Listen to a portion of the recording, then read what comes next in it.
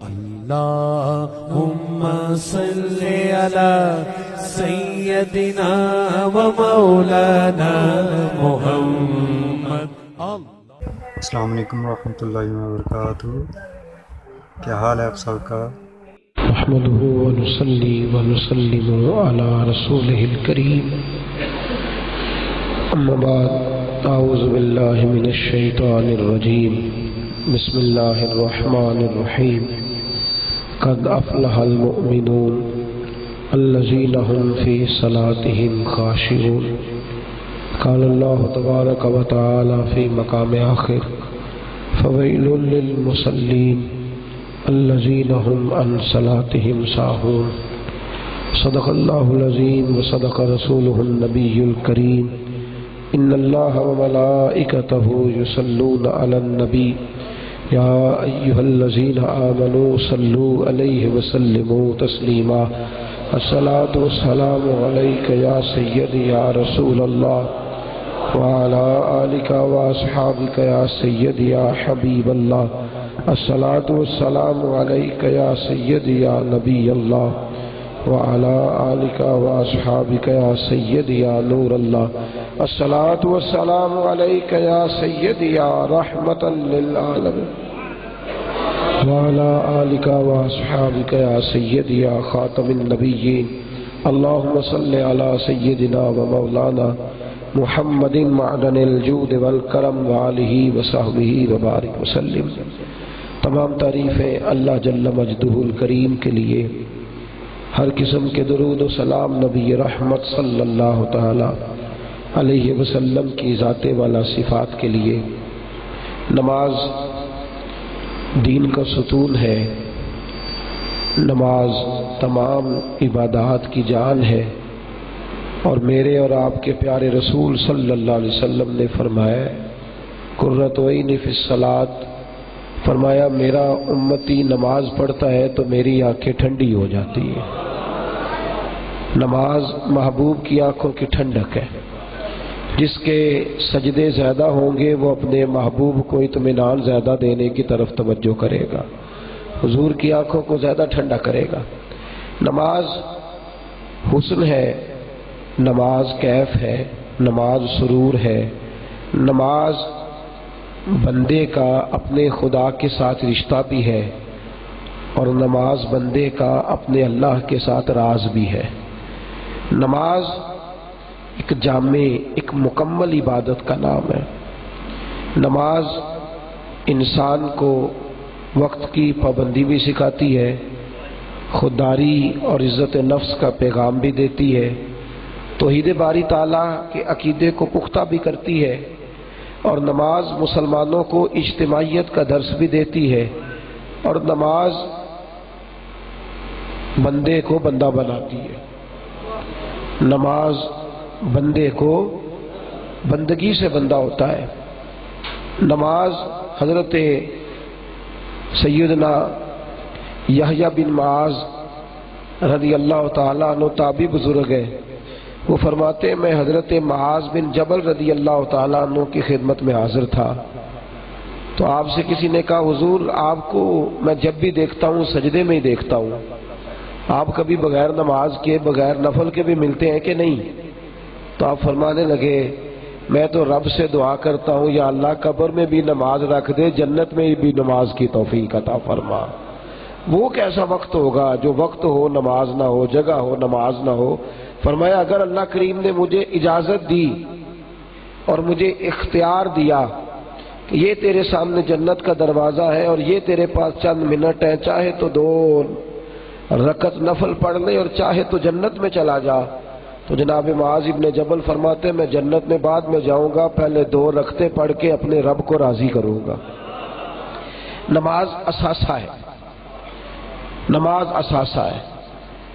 اللہ کریم نے قرآن مجید میں کہا قد افلح المؤمنون، تحقیق وہ مومن کامیاب ہو گئے، الذین هم فی صلاتهم خاشعون، جو عاجزی کے ساتھ نماز ادا کرنے والے، جو عاجزی کے ساتھ. میرے اعلیٰ حضرت فاضل بریلوی رحمۃ اللہ تعالی علیہ فرماتے ہیں ایک معنی اس کا یہ ہے کہ وہ چونکہ خاشعون کا معنی ایک معنی جھکنا بھی ہے، تو آپ فرماتے ہیں گویا اللہ فرما رہے ہیں جو نماز میں جھکے رہتے ہیں وہی کامیاب ہوں گے، جو نماز میں جھکے رہتے ہیں وہ لوگ کامیاب۔ اب نماز کے حوالے سے ہمارے 2-3 اقسام ہو گئی ہیں مسلمانوں کی۔ ایک وہ قسم ہے جو سرے سے نماز کے قریب ہی نہیں جاتی، سرے سے قریب ہی نہیں جاتی نماز کی۔ وہ کچھ تو بہانے کرتے ہیں طرح طرح کے، حالانکہ نماز ایک ایسی چیز ہے جس میں کسی شخص کا کوئی بہانہ بھی قابل قبول، نہ بیمار کو معاف ہے، نہ مسافر کو معاف ہے، نہ کمزور کو معاف ہے، نہ غریب کو معاف ہے۔ اللہ پاک جن کو ولایت کا اعلیٰ درجہ عطا فرما دیتا ہے نماز ان کے لیے بھی فرض کی جاتی ہے۔ نماز کے بارے میں کوئی بندہ کوئی بھی کلیریفیکیشن دیتا ہے، کوئی بھی کسی قسم کی وضاحت پیش کرتا ہے تو اس کی قابل قبول ہے۔ نماز بہرحال فرض ہے، نماز بہرحال۔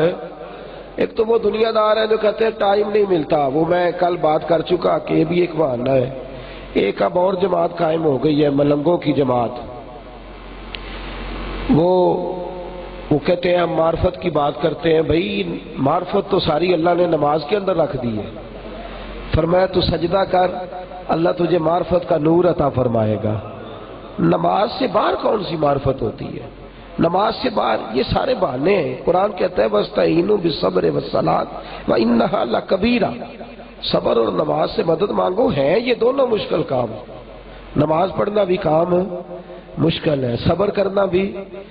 اِلَّا عَلَى الْخَاشِعِينَ، جو اللہ سے ڈرنے والا ہو، یا الَّذِينَ يَظُنُّونَ أَنَّهُمْ مُلَاقُو رَبِّهِمْ، یا جس کو اپنے رب سے ملنے کا یقین ہو، جو اس سے ملنا چاہتا ہو یا اس سے ڈرتا ہو، اس کے لیے نہ صبر مشکل ہوتا ہے نہ نماز مشکل ہوتی ہے۔ ایک تو جماعت سرے سے پڑھتی نہیں، ایک بہانے کرتی ہے، کہتے ہیں جناب کہاں سے آ گئی، ہماری تو ہر وقت کی نماز ہے۔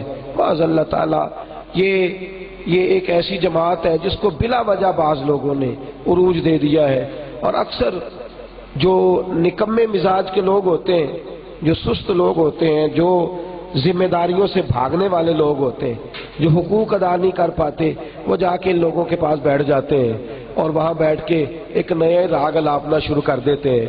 کہتے ہیں جناب ہم جو ہے وہ ہمیں جو ہے وہ معافی ہو گئی ہے، ہم نماز سے دور چلے گئے۔ عجیب معاملہ ہے۔ ایک جماعت وہ ہے، ایک سرے سے پڑھتی نہیں، وہ دنیا دار ہونے کا، تاجر ہونے کا اعلان کر کے نماز سے دور ہے۔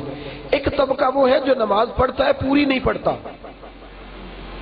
توجہ ہے آپ حضرات کی؟ ان کو نیند آ رہی ہے وہ ذرا میری طرف دیکھیں۔ جو ایک طبقہ وہ پڑھتا ہے پر پوری، کہتے ہیں جی میں فجر کی نہیں پڑھ سکتا، باقی کوئی فجر کیوں نہیں پڑھ سکتا؟ کہتا ہے میری آنکھ نہیں کھلتی۔ میں مثالیں دیتا رہتا ہوں پھر دیتا ہوں۔ میں نے کہا تھا تھوڑے دن پہلے، ایک دوست مجھے کہنے لگے کہ میں نا فجر میں نہیں اٹھ سکتا۔ میں نے کہا کیوں؟ کہنے لگے آنکھ ہی نہیں کھلتی، بڑی کوشش کرتا ہوں۔ میں نے اس کو کہا تیرا دوست ایک چلے لاہور سے، جانا گجرات ہو، اور وہ کہے بھائی ٹیلی فون کرے کہ میرے پاس تیرا ایک تحفہ ہے، اور ہے وہ 70-75 ہزار کا، اور میں نے گزرنا رات 2 بجے گکڑ سے، وصول کر لو گے؟ نہیں ہم نے تو کہنا بھائی میری نہیں آنکھ کھول دی تو 75 ہزار کھول رکھ، مجھے کوئی نہیں چاہیے۔ ایسا ہوگا؟ کیا ہوگا؟ بولے نا، وہ کیا کرے گا؟ نہیں 12 بجے نہیں، وہ سوئے گا ہی نہیں۔ وہ 75 ہزار والا عجیب چکر ہے نا جی، 75 ہزار کے لیے جاگ رہا ہے۔ ایک بچہ ہے، بڑا محبت کا رشتہ ہے ہمارے ساتھ، سعودی عرب ہوتا ہے، تو اس کو بھی یہ معاملہ تھا، کہنے لگا میں فجر نہیں پڑھ سکتا، آنکھ نہیں کھلتی۔ ایک دفعہ اس کو سفر پہ جانا تھا، آنا جانا لگا رہتا ہے، تو اس کی فلائٹ تھی صبح 4:30 بجے، سردی کا موسم تھا، مجھے ملنے آیا، حضرت صبح 4:30 نکلنا ہے۔ تو میں نے کہا تیری تو فلائٹ گئی بھائی، تیری تو آنکھ ہی نہیں کھلتی، تو نہیں جا سکتا، تو اس کو کینسل کرا نہیں لے۔ کہنے لگا جناب کیسی بات کرتے ہیں، کھلنے کی بات ہی کوئی نہیں، آج لگنی کوئی نہیں۔ تو میں نے کہا کتنے ظلم کی بات ہے، چند ہزار کے لیے تو جاگ لیتا ہے، پروردگار کے لیے کیوں نہیں جاگتا؟ تو چند ہزار کے لیے جاگ لیتا ہے، پروردگار کے لیے رات پوے تے بے درداں نو نیند پیاری آوے، یاد درد منداں نو یاد سجن دی ستیاں بھی آن جگاوے۔ درد منداں نو یاد سجن دی والذین یبیتون لربہم سجدا وقیاما، درد مندانو یاد سجن دی ستیاں ویان جگہ۔ نماز پڑھیں اور پوری پڑھیں اور اہتمام سے پڑھیں۔ کس طرح پڑھیں جی؟ اس لفظ کو یاد رکھنا ہم نے، کس طرح پڑھیں؟ بولے مسجد کی ٹوپی پہن کے نہ پڑھیں، ٹروزر شرٹ ڈال کے نہ پڑھیں، اہتمام سے پڑھیں، اہتمام سے۔ ایک فتویٰ ہے حضرت حجت الاسلام کا، آپ فرماتے ہیں جو لباس پہن کے انسان، یہ چند ضروری مسائل نماز کی کچھ باتیں، جو لباس پہن کے انسان کسی اچھی مجلس میں جانا پسند نہیں نہ کرتا، وہ لباس پہن کے نماز نہ پڑھے۔ آپ میں سے کوئی شخص مسجد کی ٹوپی پہن کے ولیمے پہ جائے گا؟ نہیں تو سٹور جانا ہے، بول دے کوئی نہیں، چلے جائیں گے مسجد کی ٹوپی پہن کے؟ تو مسجد کیسے آ جاتے ہو؟ اللہ کی بارگاہ میں کیسے کھڑے ہو جاتے ہو؟ وہ چیز جو دیکھیں نا، ولیمہ کسی غریب آدمی کا، سادے آدمی کا، پتہ نہیں وہ کون ہے، آپ اس کی دعوت ولیمہ میں بھی مسجد کی ٹوپی پہن کے نہیں جاتے، اور مسجد میں خیر صلاح ہے۔ کیسے عجیب معاملہ ہے، کیسا! بلکہ لوگ شادی سے لوٹتے ہیں تو جو اچھا لباس پہنا ہوتا ہے اس کو اتار کرتے ہیں میں ایزی ڈریس پا کے نماز پڑھنی۔ عجیب معاملہ ہے بھائی۔ وہ ٹروزر شرٹ، میں نے تھوڑے دن پہلے بھی کہا تھا، میں تو قائل ہی نہیں ہوں، میں تو تدریجاً بچوں سے کہتا ہوں، دوستوں سے، کہ ان کو آہستہ آہستہ مسجد آنے لگیں گے تو لباس بھی ٹھیک ہو جائے گا، آنا چاہیے۔ لیکن آپ جتنے لوگ یہاں بیٹھے دل پہ ہاتھ رکھ کے بتائیے گا کہ وہ والا لباس جو ہمارے بچے پہن کے مسجدوں میں آتے ہیں، وہ کیا درجہ رکھتا ہے کہ ایسا لباس پہن کے اللہ کی بارگاہ میں بندہ کھڑا ہو؟ وہ کیا اس قابل ہے؟ خُذُوا زِینَتَکُمْ عِنْدَ کُلِّ مسجد، اللہ فرماتے ہیں تو جب بھی مسجد جایا کر زیب و زینت کر کے جایا کر، سج کے نکھر کے جایا کر۔ میرے رسول کریم صلی اللہ علیہ وسلم نے تو نماز کی یہ اہمیت دی، فرمایا تیرے منہ سے کچے پیاز کی بھی بدبو نہ آئے، تیرے منہ سے مولی جائز ہے، حلال ہے، کچا پیاز کھانا بھی حلال ہے، مولی کھانا بھی حلال ہے، لہسن کھانا بھی یہ حرام نہیں، لیکن منع کر دیا، فرمایا تو استعمال کر کے مسجد نہیں آئے گا۔ یا رسول اللہ کیوں؟ فرمایا اللہ کی بارگاہ میں حاضر ہونا ہے، وہ والی چیز استعمال کر جب تو قرآن پڑھے تو تیرے منہ سے خوشبو آ رہی ہو، جب تو اللہ کی بارگاہ میں کہے سبحان ربی الاعلیٰ، سبحان ربی العظیم، تو تیرے منہ سے خوشبو آئے، تیرے وجود سے خوشبو آئے۔ اب دیکھیے احناف کے نزدیک یہ اصول فقہ کی بات ہے، تھوڑی مشکل ہے، ذرا یاد رکھیں گے آپ۔ جماعت ہر عاقل بالغ مسلمان پر واجب ہے، جماعت سے نماز پڑھنا، کیونکہ نص قطعی ہے نا، ورکعوا مع الراکعین، رکوع کرو رکوع کرنے والوں کے ساتھ، نص قطعی ہے۔ لیکن جس شخص کے وجود سے اتنی بدبو آئے کہ ساتھ والے پریشان ہو، اس کو اجازت ہے کہ وہ مسجد جا کے نماز نہ پڑھے، وہ گھر میں پڑھے، گھر میں پڑھے۔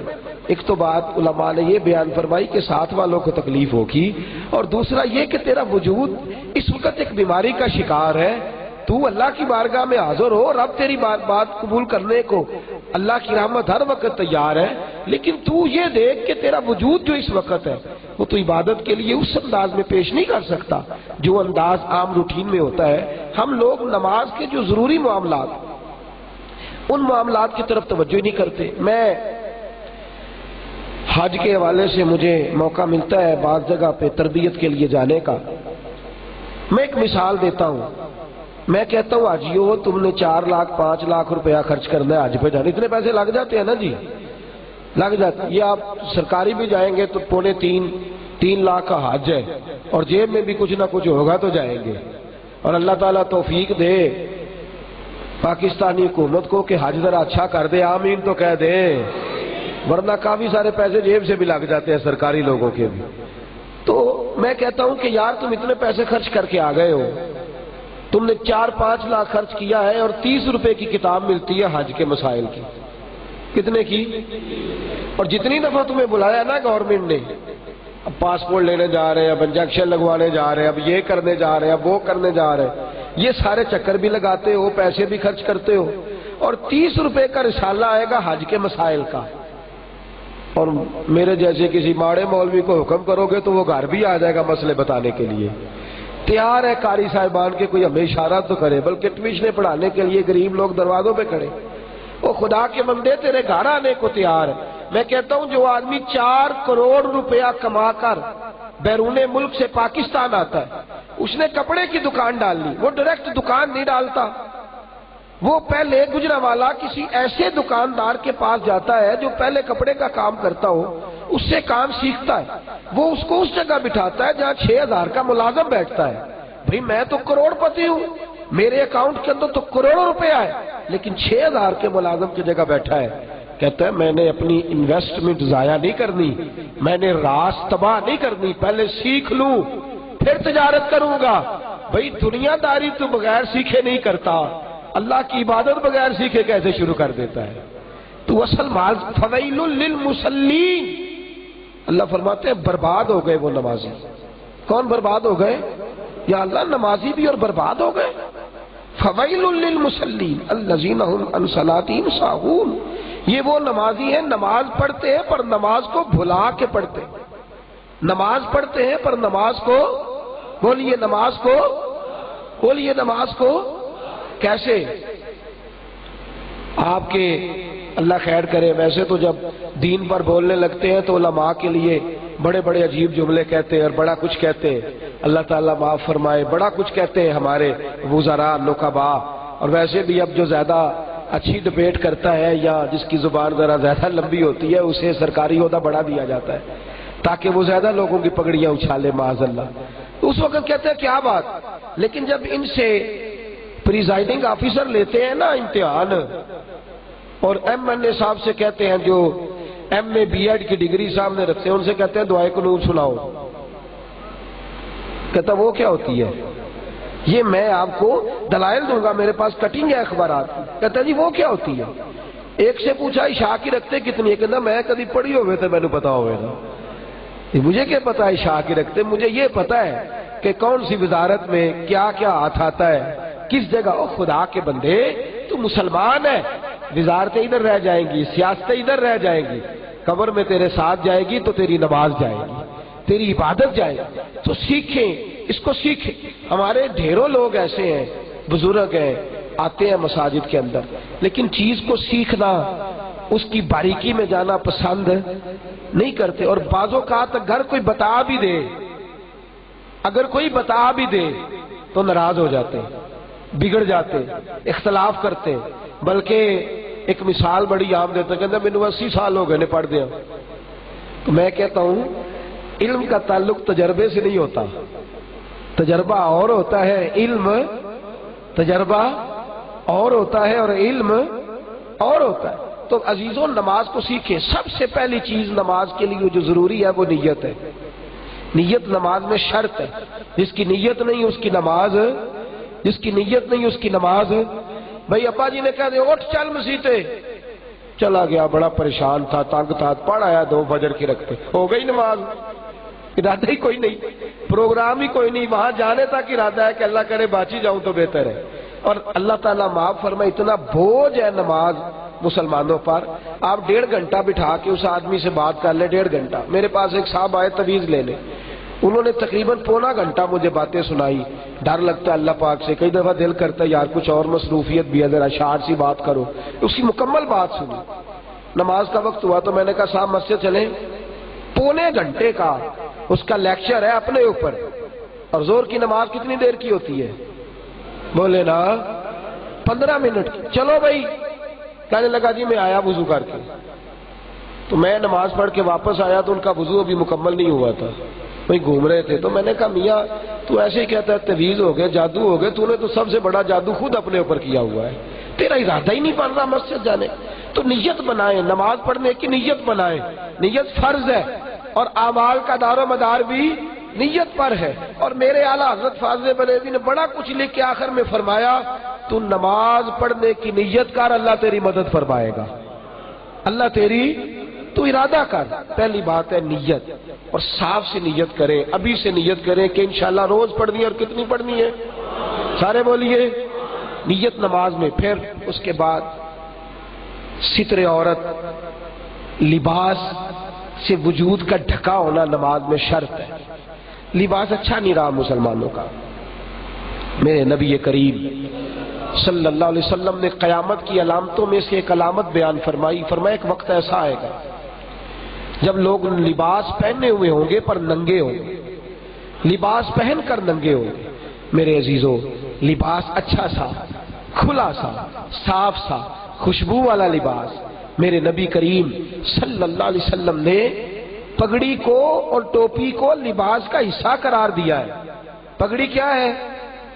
آپ پوچھتے ہیں اکثر دوست کہتے ہیں کس رنگ کی پگڑی پہننا جائز ہے، تو اس کا جواب یہ ہے کہ جس رنگ کے کپڑے پہننا جائز ہے اس رنگ کی پگڑی باندھنا بھی جائز ہے، کیونکہ ہمارے محدثین نے لباس امامہ سمیت لباس کو کہتے ہیں جی ننگے سر نماز نہیں ہوتی، بالکل ہو جاتی ہے 100%۔ آپ کے پاس تامد ہو نا، ادھر دیکھیے میری طرف، شلوار ہو، تامد ہو، آپ ناف کے اوپر اس کو باندھ دیں، ناف کے ذرا اوپر، اور گھٹنوں تک آپ اپنے وجود کو چھپا لیں، مرد کے لیے وہ نماز پڑھ لے، اس کی نماز ہو جائے گی۔ ہونا اور ہے، نماز کے فرض کا ادا ہونا اور ہے، اور اس کا حسن اور ہے۔ ان دونوں چیزوں میں اگر آپ ہونے کی بات کریں گے، بھائی سادی مثال دیتا ہوں، ایک روٹی سے پیٹ بھرتا ہے، ایک سے مزہ بھی آتا ہے، دونوں میں فرق ہے۔ بھائی بڑا تیز نمک ہو گیا سالن میں، بڑا تیز، اب بھوک بڑی شدید تھی، آئے گھر میں روٹی کھا تو لی، لطف آیا۔ اگر ہوتا سالن صحیح، کوئی نہیں، آپ کو نیند آ رہی ہے، میری بات پہ توجہ کریں، اگر ہوتا سالن ٹھیک تو جہاں ایک کھائی ہے وہاں کتنی روٹیاں کھاتے؟ 2۔ تو بھئی یہ نہ کہا کریں کہ ننگے سر نماز ہوتی ہے کہ نہیں، دیانتداری کے ساتھ، دیانتداری کے ساتھ کبھی ننگے سر والے کو بھی دیکھے اور ٹوپی والے کو بھی دیکھے، ٹوپی والے کو بھی دیکھے اور امامے والے کو بھی دیکھے۔ بڑے بڑے کم صورت لوگ بھی جب رسول اللہ کی سنت سجاتے ہیں تو اللہ نور علی نور فرما دیا کرتا ہے۔ میرے رسول پاک صلی اللہ علیہ وسلم ٹوپی پر امامہ باندھ کے پھر نماز پڑھتے تھے، اور فرمایا تو امامے کے ساتھ نماز پڑھ، اللہ 70 نمازوں کا ثواب عطا فرمائے گا۔ کتنی نمازوں کا؟ بولیے۔ چنگی بھلی پنڈا جو پاک ہوندی سی ہورے کتھے گواچ گئی، وڈیرے بھی نہیں بنتے، چنگی بھلی پاگ سی، راتیں چھوٹی سی، چٹا لباس سی، سارا کوئی سنت، پتہ نہیں کتھے رہ گئے، وڈیرے بھی گئے۔ او پہلا تے ہوندے سن دہی پترا میرا پرنا، پتہ نہیں کدھر چلا گیا، سارے وی آئی پی ہو گئے۔ خدا کے بندے، امامہ کتنے خوبصورت لفظ ہے۔ میرے رسول پاک صلی اللہ علیہ وسلم نے فرمایا جمعے والے دن پگڑی باندھ، اللہ کے فرشتے تیرے اوپر درود بھیجیں گے، اللہ کے فرشتے تیرے اوپر درود۔ تو میرے دوستو، لباس شرائط نماز میں لباس، اور تیسری بات یہ ہے کہ پاک صاف ہونا، وجود کا، کپڑوں کا، جسم کا، وجود کا، کپڑوں کا، وجود کا، کپڑوں کا اور جگہ کا، جس جگہ نماز پڑھی جاتی اس جگہ کا پاک ہونا ضروری ہے۔ یہ جب جسم کی بات آئی نا تو ملا جلال الدین رومی بول اٹھے، وہ فرمانے لگے جسم میں ذہن بھی آتا ہے، اگر ظاہر کا پاک ہونا ضروری ہے تو باطن کا پاک ہونا بھی۔ وہ والا معاملہ نہ ہو، بابا بلے شاہ صاحب فرماتے ہیں تیرا دل کھڑاوے منڈے کڑیاں تے کئی نماز تو نیتی، دل کھڑاوے منڈے کڑیاں تے کئی نماز تو نیتی، رب دے نال بھی دنیا دارا 420 کیتی۔ اس طرح کی نماز نہ ہو کہ دل کھڑاوے منڈے کڑیاں، ذہن بھی تیرا۔ میرے رسول پاک صلی اللہ علیہ وسلم نے فرمایا جس کا دل حاضر نہیں اس کی نماز، ملا رومی نے لکھا ہے اسی پہلو پر، فرماتے مجنوں نماز پڑھ رہا تھا نہ، ایک آدمی نماز پڑھ رہا تھا اور مجنوں اس کے آگے سے گزرا، جب گزرا تو اس نے نماز مکمل کر لی، یاد کی حالت میں تھا، آخری لمحات تھے، تو پیچھے بھاگ کے پکڑا، کہنے لگا او مجنوں تیرا دماغ نہیں کام کرتا، تجھے نہیں پتا نمازی کے آگے سے گزرنا نہیں چاہیے؟ تو کہنے لگا بھائی نمازی میں نے تجھے دیکھا ہی نہیں، میں نے تجھے، بھائی نمازی میں نے تجھے دیکھا ہی نہیں۔ اس نے کہا کیوں؟ کہنے لگا میں تو عورت کے عشق میں جا رہا تھا، مجھے تو نماز پڑھتا نظر نہیں آیا، تیری سمجھ نہیں آئی، تو اللہ کے عشق میں کھڑا تھا، اور تو اتنا دور تک دیکھ رہا تھا کہ کون گزر گیا، اور پیچھے سے پتہ چل گیا کہ مجنوں نے میری نماز کا رستہ کاٹ گیا۔ تو وجود بھی پاک ہو، ذہن بھی حاضر ہو، ذہن بھی حاضر۔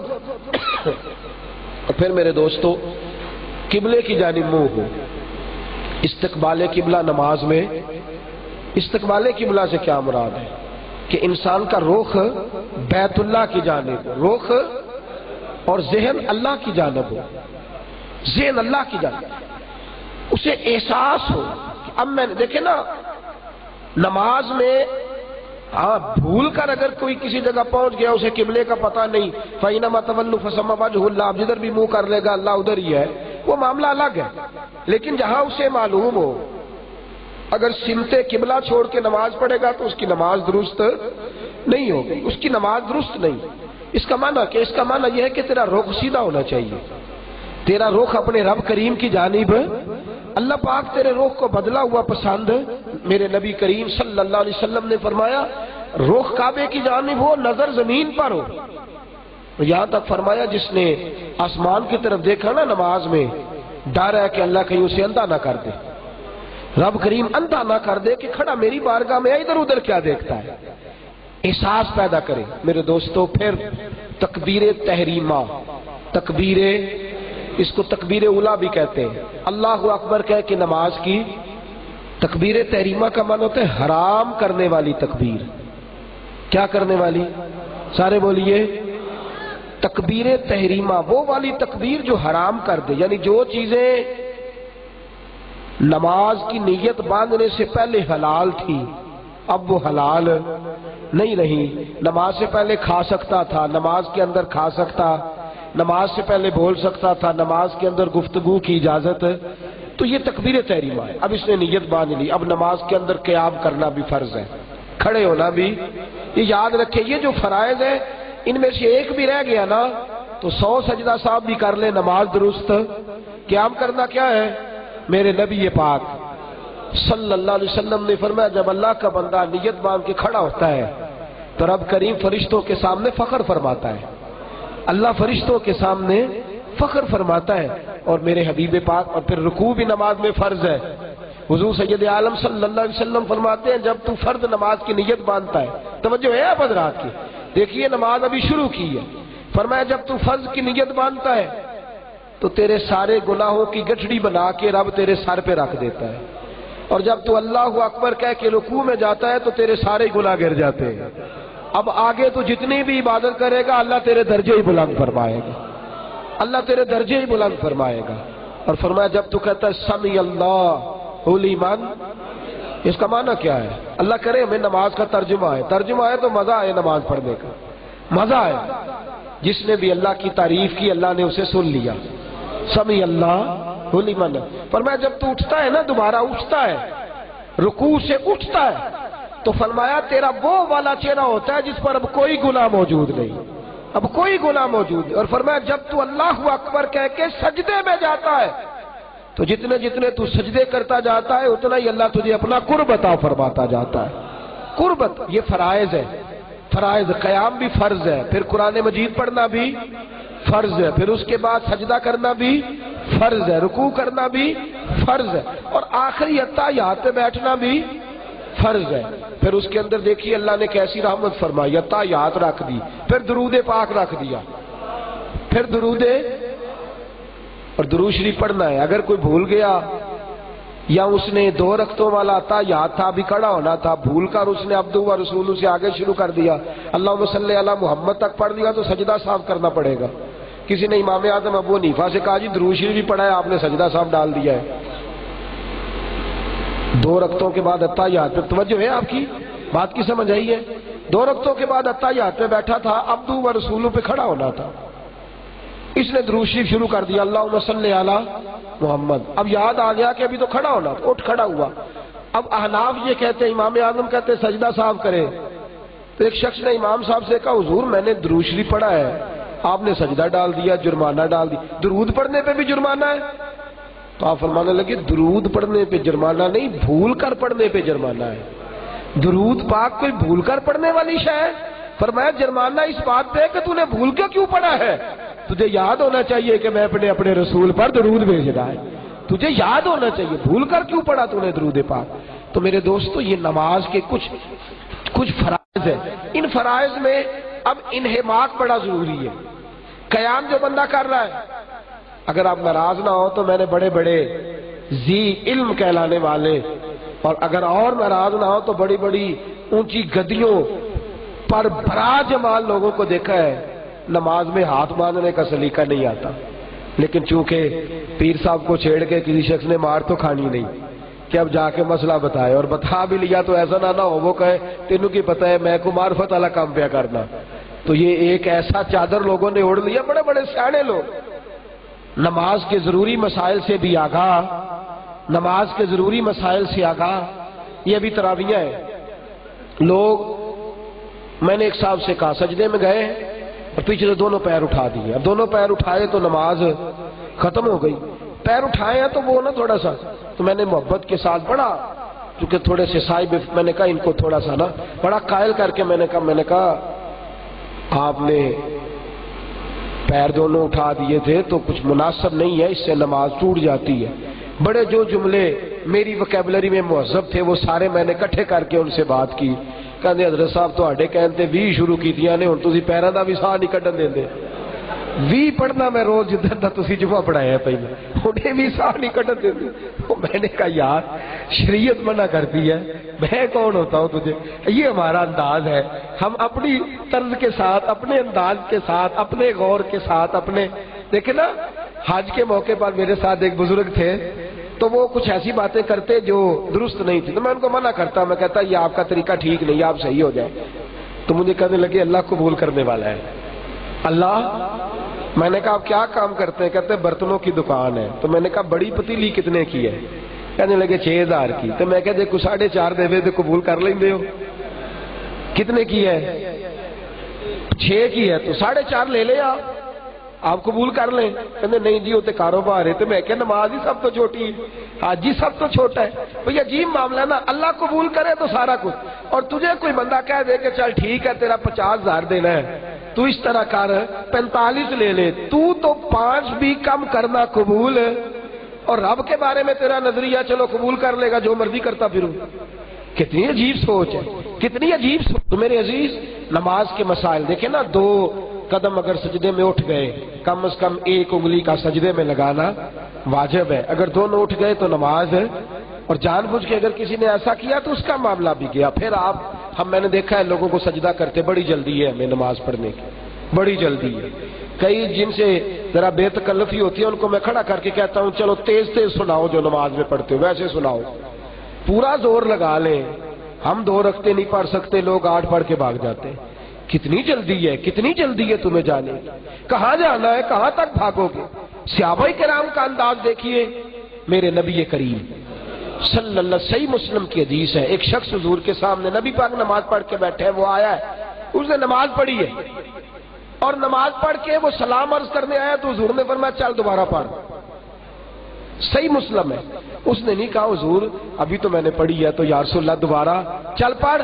صحابہ کی زندگی کا مقصد ایک ہی تھا کہ جو مصطفیٰ کی زبان سے نکل جائے ہم نے کر گزرنا ہے، اس میں یہ نہیں کہنا لیتا اللہ کیسے کس طرح، دوبارہ پڑھ لی، ساری نماز پڑھ کے آئے تو نبی پاک نے فرمایا چل دوبارہ پڑھ۔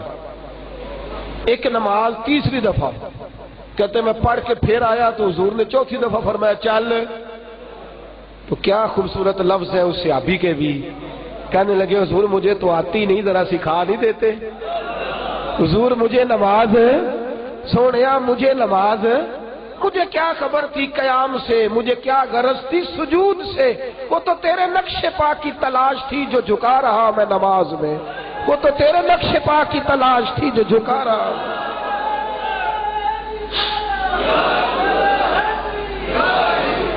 حضور میں نے ایک دفعہ نا ایک حدیث پاک بیان کی، صلو کما رأیتمونی اصلی، حضور نے فرمایا نماز اس طرح پڑھو جس طرح میں پڑھتا ہوں، اس طرح پڑھو جس طرح۔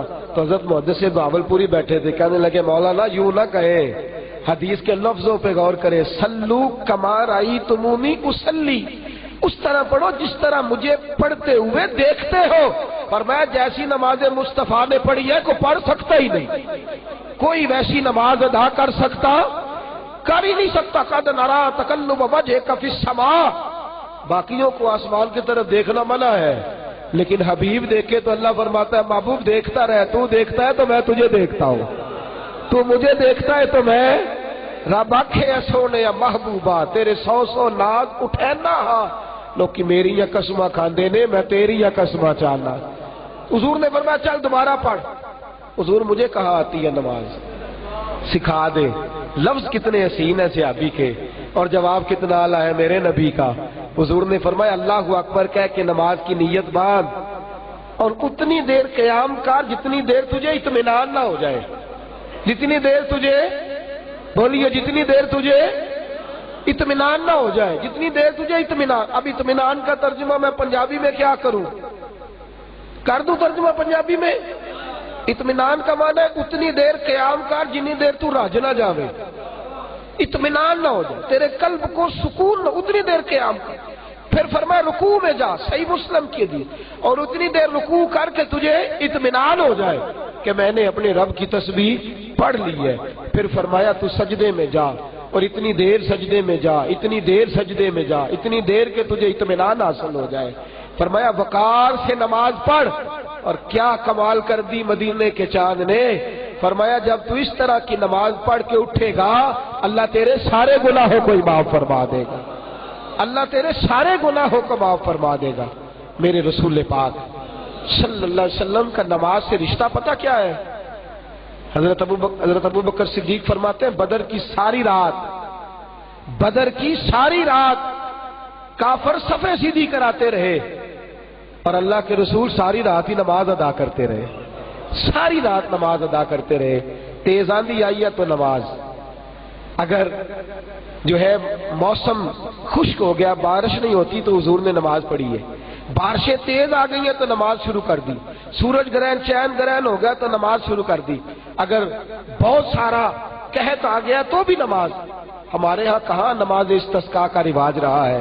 کہاں ہمارے ہاں نماز توبہ کا رواج رہا ہے؟ ہم تو اندر بیٹھ کے تبصرے کرتے ہیں. ہم تو محکمہ موسمیات کو دیکھتے ہیں. ہمارے ہاں کہاں وہ لذتیں خاص نہیں ہیں جو میرے رسول پاک صلی اللہ علیہ وسلم کی نماز کے ساتھ لذات تھی. عبادت کا سرور، عبادت کا کیف. نماز نعمت ہے، نماز فضل ہے. اور میرے رسول پاک صلی اللہ علیہ وسلم کے صحابہ کا پتہ نماز سے کیا رشتہ ہے؟ توجہ ہے آپ حضرات کی؟ یہ لفظ حضرت عمر کے ہیں. آپ نے لکھ لینے ہیں گھر جا کے. لکھ لیں گے انشاءاللہ تعالی. یہ لکھ لیں اور یہ میسج کریں دوستوں کو. فاروق اعظم نے ایک جملہ کہا اور کمال کر دی. جب ملک شام میں فوجیں دوڑ رہی تھی، دور دراز علاقوں کو فتح کر رہی، حضرت سعد بن ابی وقاص رضی اللہ تعالیٰ عنہ جرنیل تھے، سپہ سالار تھے.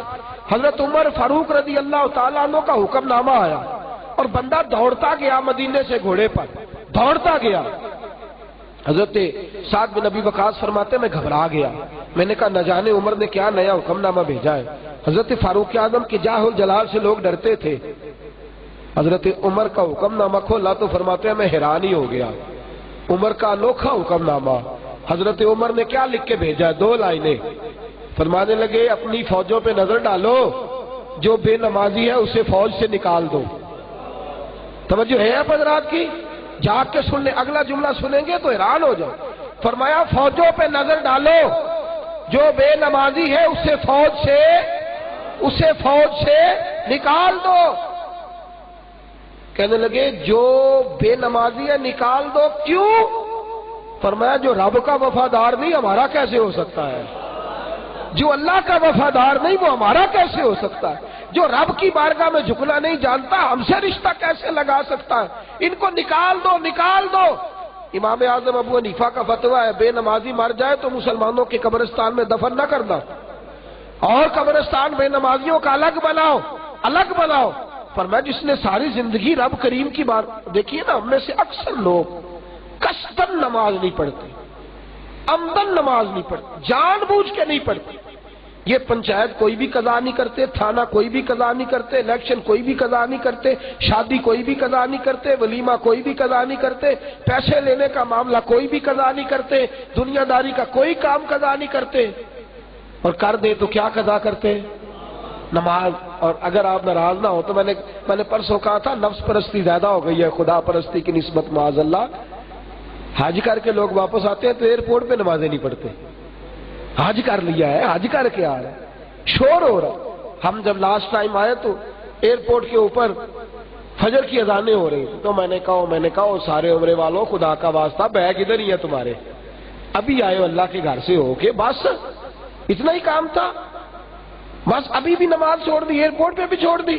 خدا را نماز دین کا ستون ہے۔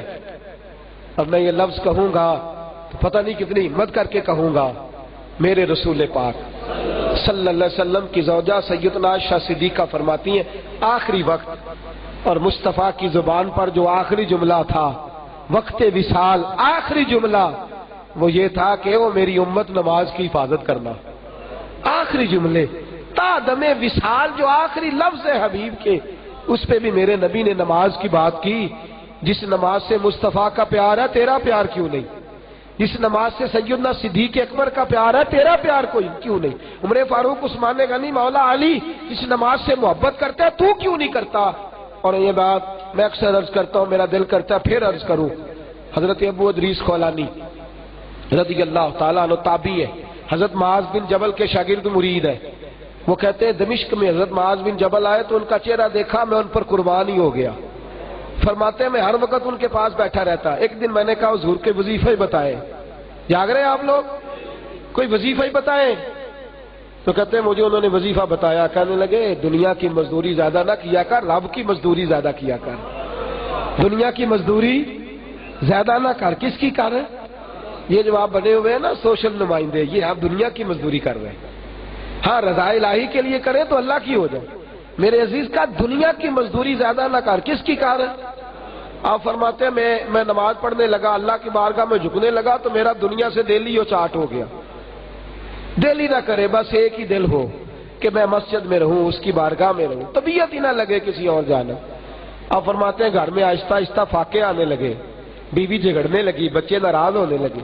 حضرت ابو ادریس خولانی رضی اللہ تعالیٰ عنہ فرماتے ہیں ایک دن میری بیوی نے مجھے مجبور کیا، کام پہ گیا لیکن کام مجھے ملا ہی نہیں، دوسرے دن بھی گیا تو نہ ملا، تیسرے دن بھی گیا تو مزدوری نہ ملی۔ بالآخر میری زوجہ کہنے لگی آج نانا کچھ کما کے لایا تو میں بچے لے کے میکے چلی جاؤں گی۔ فرماتے ہیں بڑا پریشان ہوا، پھر نکل گیا سویرے، مزدوری تلاش کی پر مجھے ملی نہیں۔ میرے رسول پاک صلی اللہ علیہ وسلم نے فرمایا جس طرح تم سردیوں کے بیمار کو ٹھنڈے پانی سے بچاتے ہو نا، اللہ جس سے پیار کرتا ہے اسے دنیا داری سے بچا لیتا ہے۔ مسند امام احمد بن حنبل میں موجود ہے۔ تو آپ فرماتے ہیں مزدوری ملی کوئی نہ، مجھے حضرت معاذ بن جبل کا جملہ یاد آ گیا کہ اللہ کی کر لیا کرو۔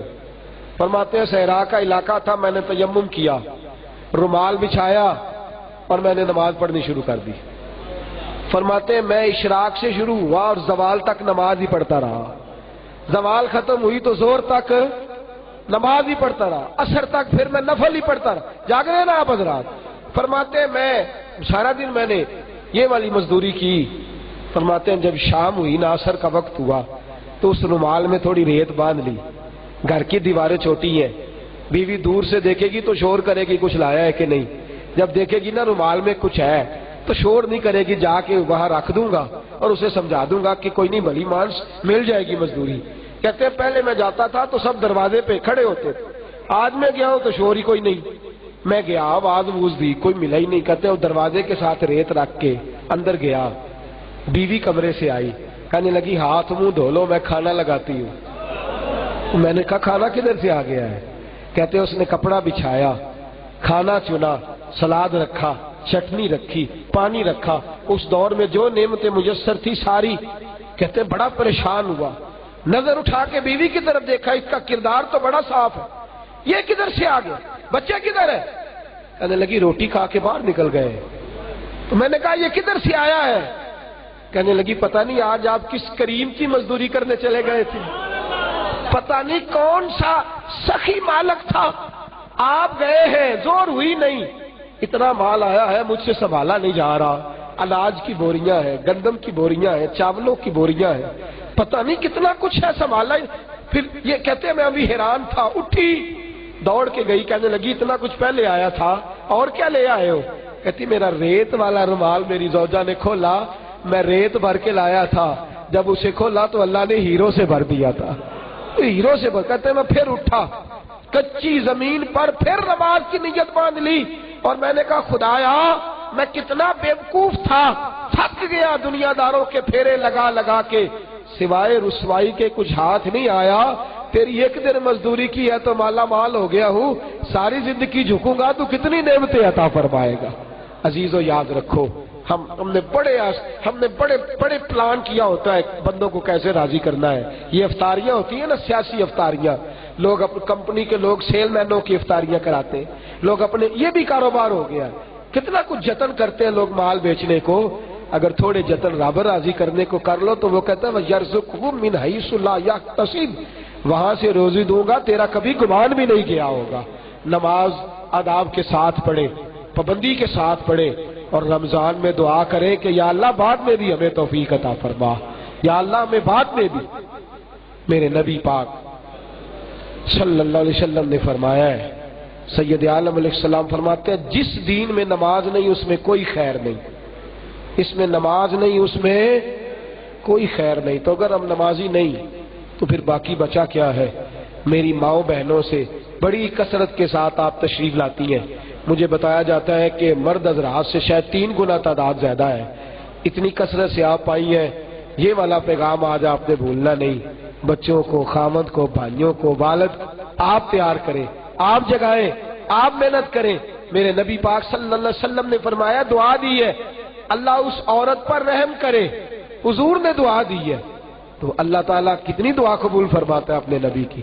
فرمایا اللہ اس عورت پر رحم کرے جو اپنے خامد کو نماز کے لیے جگاتی ہے، اور فرمایا اللہ اس خامد پر رحم کرے جو بیوی کو نماز کے لیے جگاتا ہے۔ رحمت ہوگی اور حضور کی دعا کی برکت سے ہوگی۔ کوشش کریں، محنت کریں، بچوں کو نمازی ماں بنا سکتی ہے۔ اللہ کرے، وقت ختم ہو گیا ہے، وہ مثال بڑی معروف ہے لیکن دہرانے کا مقصد یہ ہے کہ دل سے پھر ٹکرائے۔ بابا فرید کہتے ہیں میری ماں نے مجھے نمازی بنایا ہے، شکر پسند تھی تو اماں کہتی تھی بیٹا نماز پڑھ اللہ شکر دے گا، نماز پڑھ، چھوٹا تھا شکر پسند تھی تو کہتے شکر کی پڑیا بنا کے اماں میرے مصلے کے نیچے رکھتی تھی، میں نماز پڑھ کے مصلہ اٹھاتا تھا تو شکر نکلتی تھی۔ اماں جی کہتی ہیں میں بھول گئی، کام میں لگ گئی۔ بابا صاحب جھٹپٹ آئے، مصلہ بچھا کے نماز کی نیت باندھی تو میرے آنسو نکل گئے۔ میں نے کہا خدایا میرے فرید کے سامنے مجھے رسوا نہ کرنا، میرا بھید کھول نہ جائے، خدا بندہ یہ شکر کے معاملے میں نمازی ہوا ہے، میں بوڑھی ماں اسے نمازی دیکھنا چاہتی ہوں، خدایا میری بندہ نمازی کر، میری پردہ پوشی رکھ۔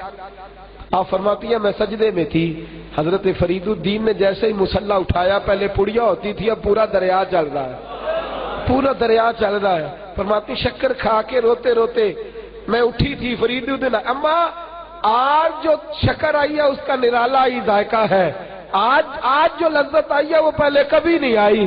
تو فرماتی ہے میں نے سینے سے چمٹا کے کہا فرید الدین پہلے ماں دیتی تھی، آج رب جلیل نے عطا فرمائی ہے، آج رب کریم نے دی ہے تو اس کا انداز نرالا اور انوکھا ہوگا۔